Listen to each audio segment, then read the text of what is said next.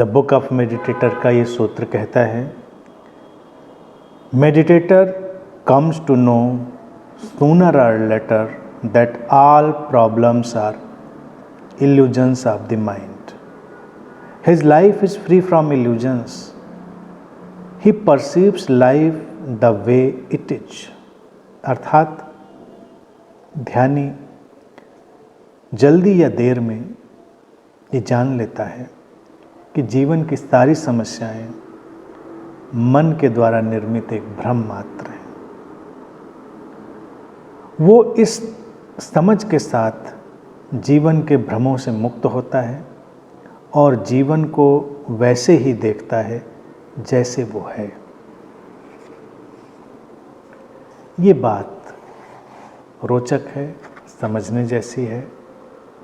जीवन की समस्याएं इल्यूजन ऑफ माइंड है, मन का भ्रम। जल्दी या देर में ध्यानी इसको जान लेता है। इल्यूजन का अर्थ ये नहीं होता कि है नहीं।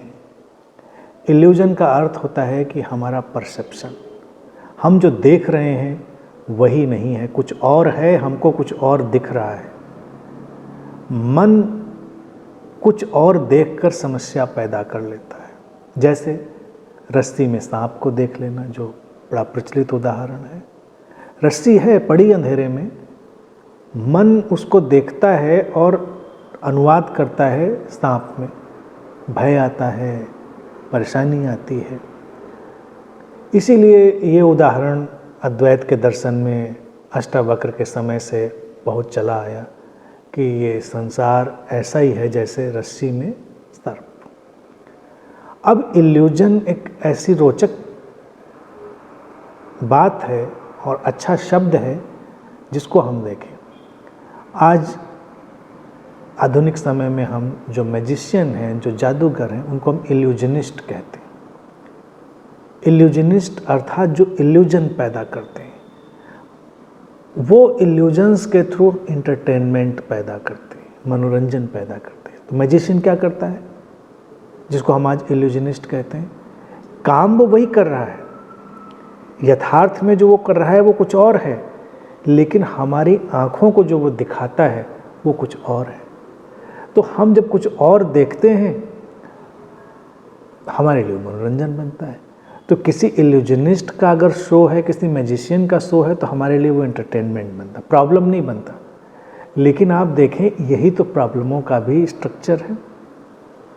हमारी समस्याओं का ढांचा भी तो यही है कुछ, देखते हम कुछ हैं, उसका अनुवाद कुछ करते हैं और बस समस्या बन गई। मान लो उदाहरण के लिए तुम्हारे शरीर में कोई बीमारी आई, अब वो क्या आई, कितनी आई, कैसे आई, तो तुमको पता नहीं।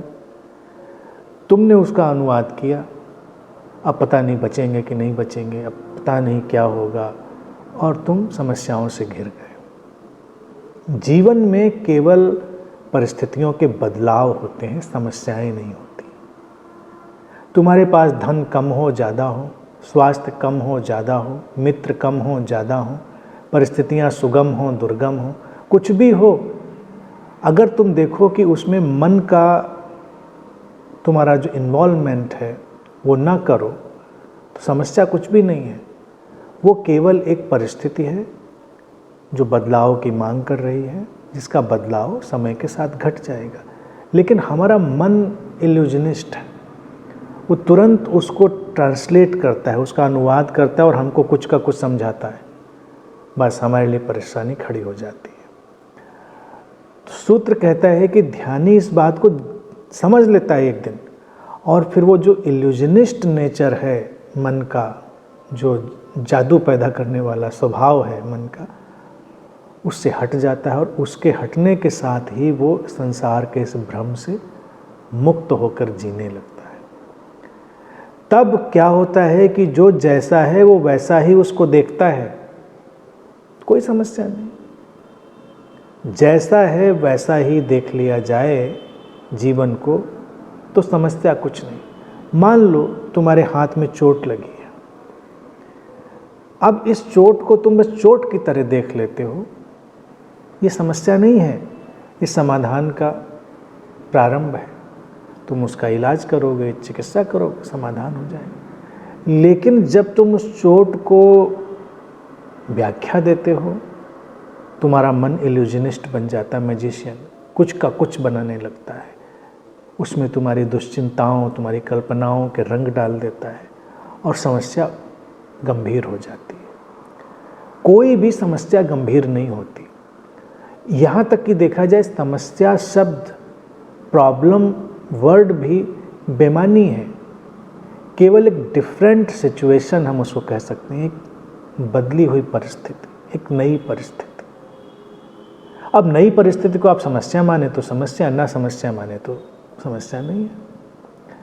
तुम्हारे दरवाजे पे ताला लगा है,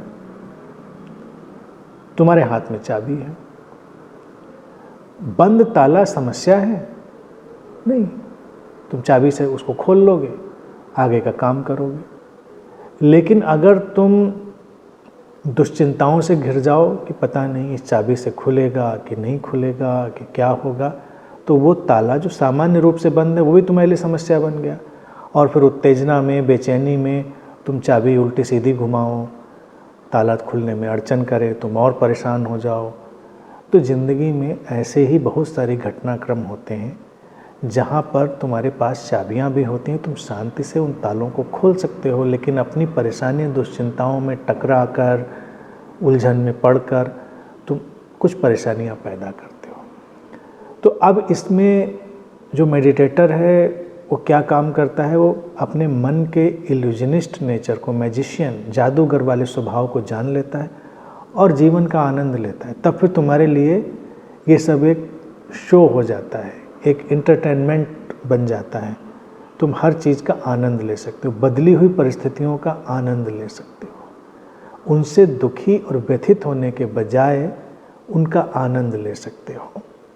अब जैसे प्रकृति का उदाहरण देखें, जब प्रकृति इल्यूजनिस्ट का रोल प्ले करती है तो क्या करती है कि बाहर पत्ते झड़ रहे हैं, लेकिन इस इल्यूजन के पीछे छुपी हैं आती हुई नई कोपलें।